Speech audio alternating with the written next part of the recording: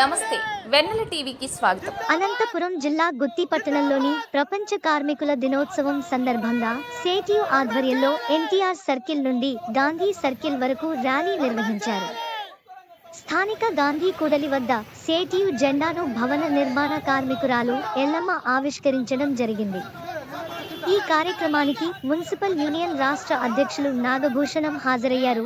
ఈ సందర్భంగా municipal union రాష్ట్ర అధ్యక్షులు నాగభూషణం, సేటియు మండల అధ్యక్షులు కార్యదర్శులు మల్లేష్ నిర్మల మాట్లాడుతూ కార్మికుల హక్కుల కోసం సేటియు ఆధ్వర్యంలో ఎన్నో పోరాటాలు ఉద్యమాలు నిర్వహిస్తున్నామని, అలాగే కార్మికుల హక్కుల కోసం డిమాండ్స్ కోసం మే 20 తేదీ దేశవ్యాప్తంగా సమ్మె నిర్వహిస్తున్నామని కార్మికులందరూ జయప్రదం చేయాలని తెలిపారు.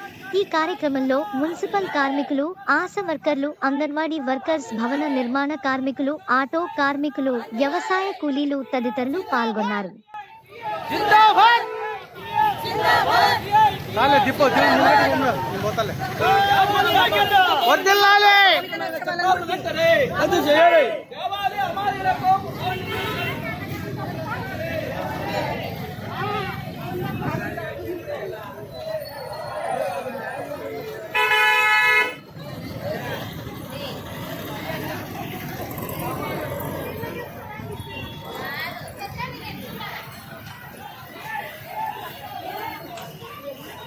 కి 8 గంటల పని దినం ఎలా వచ్చింది?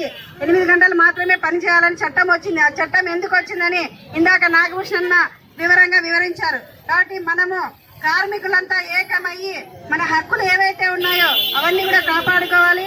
మన హక్కుల కోసం పోరాటాలు నిత్యం నిర్వహిస్తున్నాము స్టేట్ ఆధ్వర్యంలో. అదేవిధంగా 8 గంటల పని దినాల్లో భాగంగా మహిళలు ఎక్కువ శాతం పాల్గొని పోరాటాలు ఉద్యమాల్లో పాల్గొని వాళ్ళ యొక్క రక్తం చిందిస్తే యొక్క జెండాగా తయారైందని చెప్పి ఈ రోజు మనం గర్వంగా చెప్పుకుంటున్నాం. కాబట్టి రేపు ఎప్పటికైనా కానీ మహిళలైతేనేమి, జెంట్స్ అయితేనేమి ప్రతి ఒక్కరు కార్మికులే. ఈ కార్మికుల కోసం యావత్తుగా ప్రజా సంఘాలు అయితేనేమి, సిఐటి అయితేనేమి నిత్యం కార్మికుల పక్షాన ఉండి పోరాటాలు నిర్వహిస్తూ